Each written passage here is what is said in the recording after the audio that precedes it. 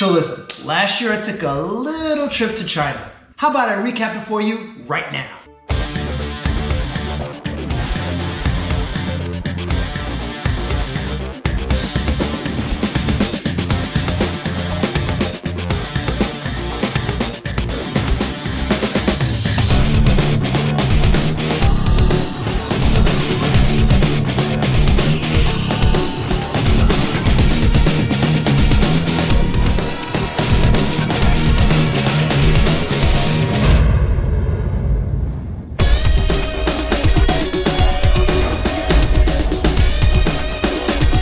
Oh yeah, Kung Fu Chronicles, back again.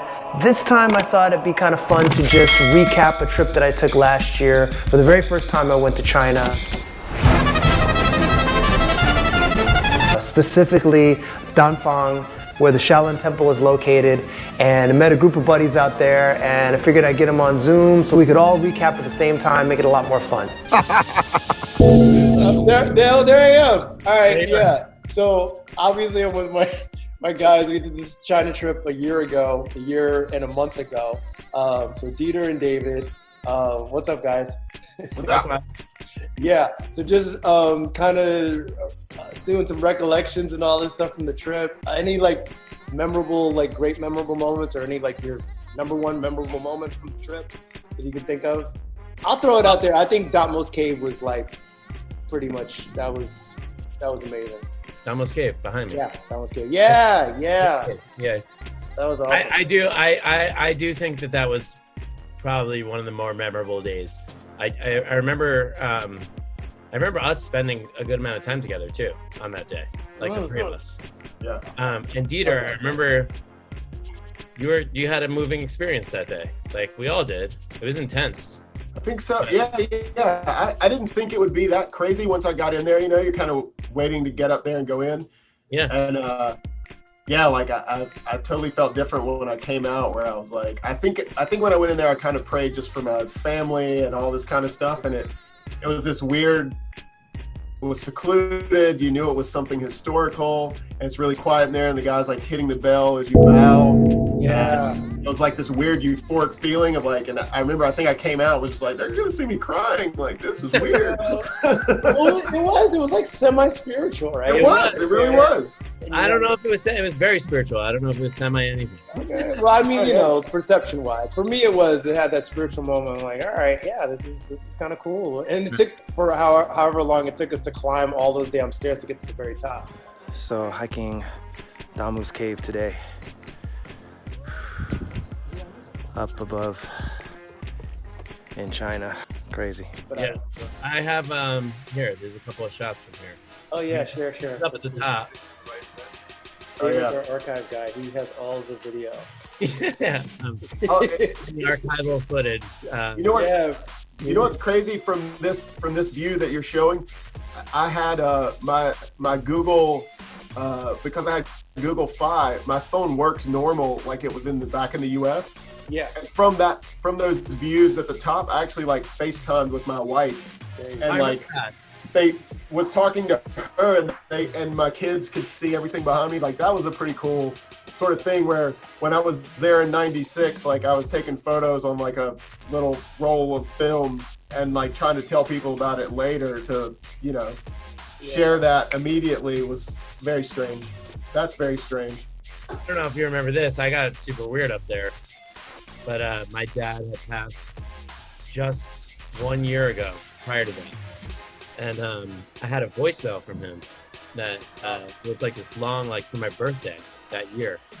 He left a minute-long voicemail telling me how proud he was of me and how much he loved me and whatever. And I had this whole thing. I had a dream before we went to China that I was gonna listen to that there at the top of that hike, and I did. I went out into a ledge and I played that voicemail.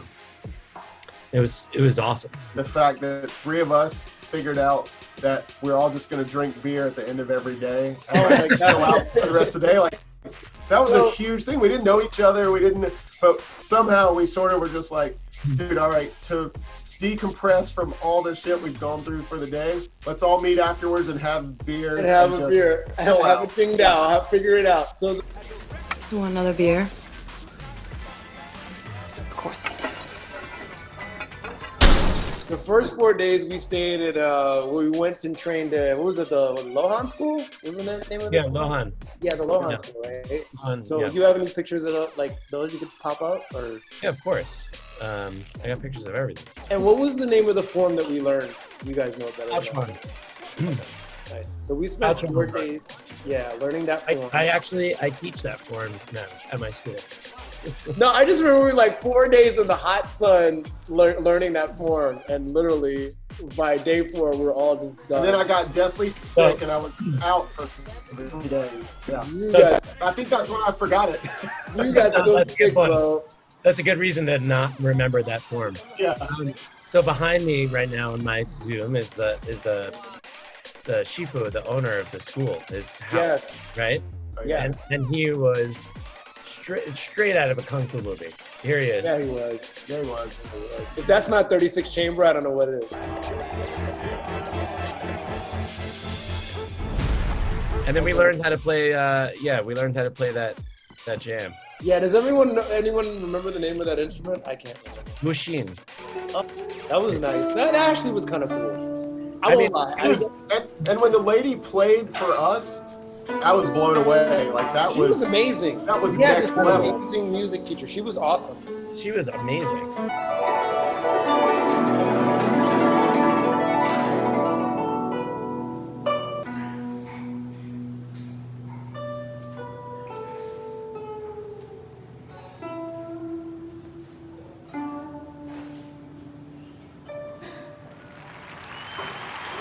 Remember they tested us, so we all had to do the form. I still remember that. And it was in that hot ass room. Like, dude, why are we inside? We were inside. God, why do we need to test inside? Why do we need to go inside a room? Because I guess they felt like we would have a little shade, but it was so hot in that room, it didn't matter. We might as well have done it outside. And I just remember baking in that room and just like, all right. So, and I the part of me missed that. was I like, was puking in my room. yeah, and dude, you had gotten dehydrated. You were fucked up. I was MIA for a while. That day, I think I remember us getting to like the lunchroom theater, and you sitting at the table and being like, the whole experience was interesting. The first 4 days, but then after that, we went to the Shaolin Temple, of course, and then I thought that's when the trip really kind of evolved. At least for me, I'd never been there. I know, Dieter, you've been there before, right? At the temple. Yeah, I was there in '96, but it was so different because in '96 it was surrounded with like everywhere on that main road in front of the temple. Both sides were just opened up, and it was villages and people selling trinkets along the street, and it was like a huge tourist thing. And then when we were there, it was still a huge tourist thing, but it was so secluded and like off the beaten path feeling that it felt. Yeah, it was a totally different feeling for sure. And then we did the archery stuff. That was fun. I love the That archery. was cool, but I felt like I'm not gonna go home and buy archery equipment. Me neither. You know, I was like, it was a very cool thing, but at the same time, it was also like, that's not something I can take home and practice really in a reality situation. Funny is John lives in Denver and is a shifu of a school here. That's right. John Burns. John Burns, and so he and I were like, really like we love the archery thing, and I said to him like, how can we? Is there an opportunity, like you said, like is there an opportunity for actually do this? Yeah. And he's like, well, yeah, like I could like set this up in my yard, and we could get good at it until we can like teach it, kind of thing, or like get whatever. Right. And so I was like, all right, let's do it. And obviously we live in Denver where like people hunt and have like bow and arrows and like hunting stuff. So like it's not crazy for us to do that here, right? Oh yeah, this is the last day. One of the last days we were Yeah, this is one of the last days. So this is when we went back and we did Pachan, which is the form we learned. And we went back and did Pachan like a couple times. And we also did. So I don't know if you guys remember this. I'll tell you this one story about this room. We were doing a whole bunch of like crazy warm up in this room. Yep. And first of all, number one room over, they were setting up for a party and they were blasting Kenny G while we were training. I don't know if you remember that. I do remember that. But I was cracking up. I thought it was the funniest thing ever that we were listening to Kenny G while we were like hardcore training. You can't have Kung Fu without Kenny G, bro. Come on. No, Come on. he is the soundtrack. Yeah. So then, but what we were doing there was we were doing like applications of the Paltron form. Yeah, we're doing applications, and they were showing us some Sanda kind of stuff, like sweeps and stuff like that. Yeah, definitely. Yeah. And that was cool. That kind of wrapped it all up for us that last day. No, it was good. And you know what? You were like, when we were at the Lohan school, I remember you were like, I wanted. Oh yeah, I wanted to do some stand-up. I wanted to do a little bit of stand-up. And I kept asking Philip. So Philip was our guide, our head. He was the host. And I kept asking him, hey man, can I do like a day where I just jump in, do some stand-up? He was like, yeah, don't worry, I'll get you in there. Like, it never happened, but I was just like, I just want to do one day of fighting. I said, even if I get my ass kicked, I just want to experience it out here in China. That's all I wanted, one day. Just give me you remember doing these combos out in the yard at the Shaolin? Yes. So this was with our guy that was teaching us archery, and then he doubled up and we did some actual Kung Fu with him. Yeah, so that's me, that's you, and Dieter's right behind you. That's it. Whoa. This was one of the last mornings that we were there, I think. We decided to be like before, I think this was either right after training or before the morning training. We decided to just go out before it got busy and just like capture what it was like. Yeah, they opened the doors. They would open the doors at 9 for all the tourists, and this was before, so maybe it was like 7:30 or 8 in the morning. And it could have been earlier, to be fair. Soaking it up. Yeah. I will say that was a very cool part of the whole thing, was like being able to be in there before it opened up as like the tourist attraction, and just walk around and be in this like it was craziness of the real Shaolin Temple, and no one's there, and we're just like walking around checking it out. That was great. Beautiful bird. I love that. See a bird flying there? Yep. So I loved it. I love that. Look at that. Beautiful. That was definitely my favorite. I like the Lohan part, but once we got to Shaolin Temple, that's when I kind of felt like, okay, this trip is official now. I agree. Right. It felt like a big, deep breath for some reason. Well, and I think Philip covered it pretty well, and like, it sounds like on the surface it sounds hokey. On like, there's a feeling inside that place. And I don't know if that feeling is because we're Kung Fu nerds or if it's real, but there is something you feel when you go in there, and like it's a different sort of energy of that whole place. I feel like that you can't explain to anyone. You just have to be like, all right, just go, and then when you're there, you'll recognize that, like, whoa, this is a weird place. For sure. Yeah. But it definitely helps to be Kung Fu nerds like us, and like over it. Yeah. Hey, Quasi, when you're ready to do your show live on the road, you grab me and David, and we all fly over and we do the show from inside the temple. Let's do it. I'm down. I'm down. That's the ticket right there.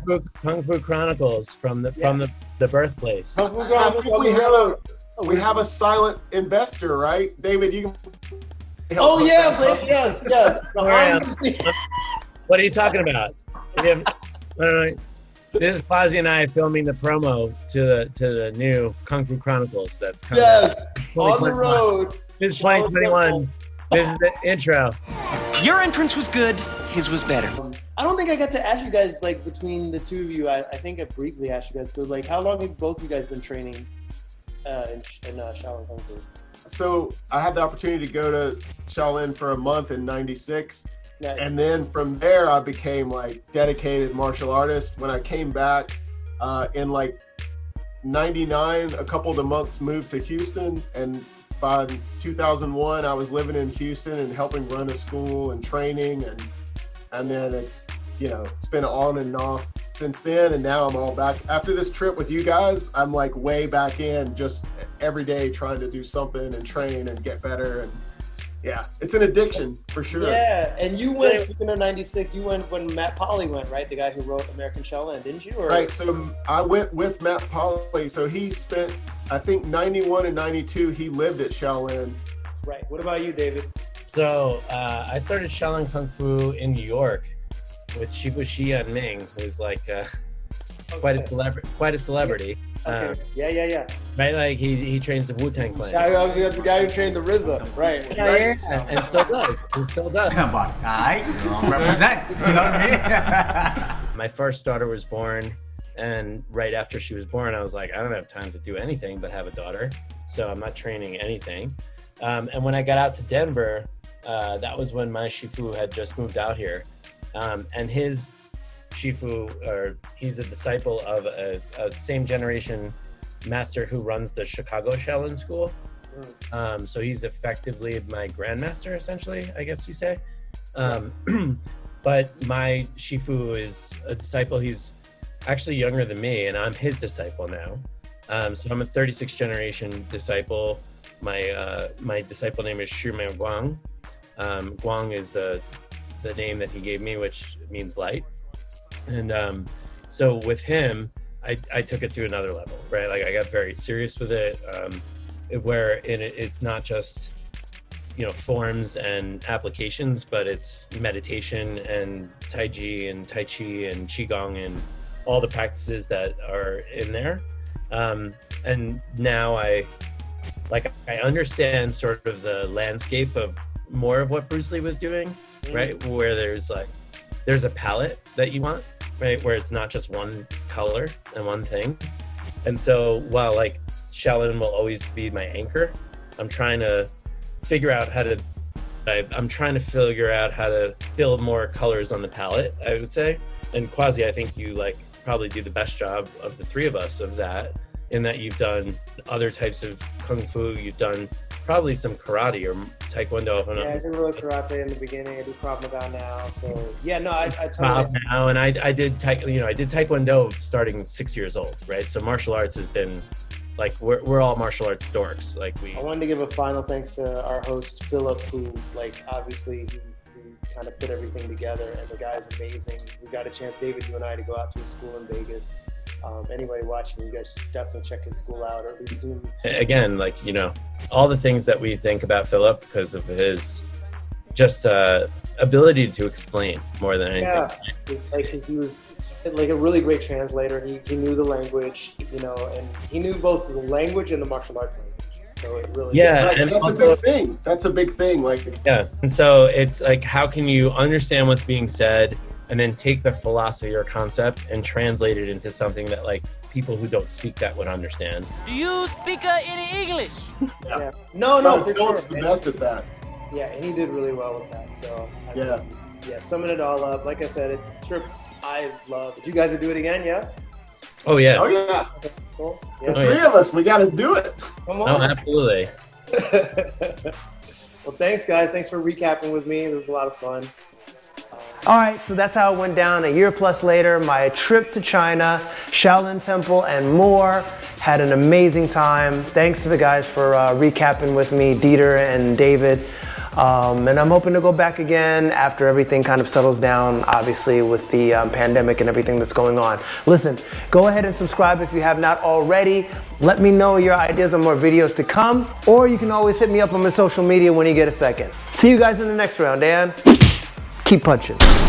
I'm at Shaolin and Quasi's in Panama. I'm in the Bahamas.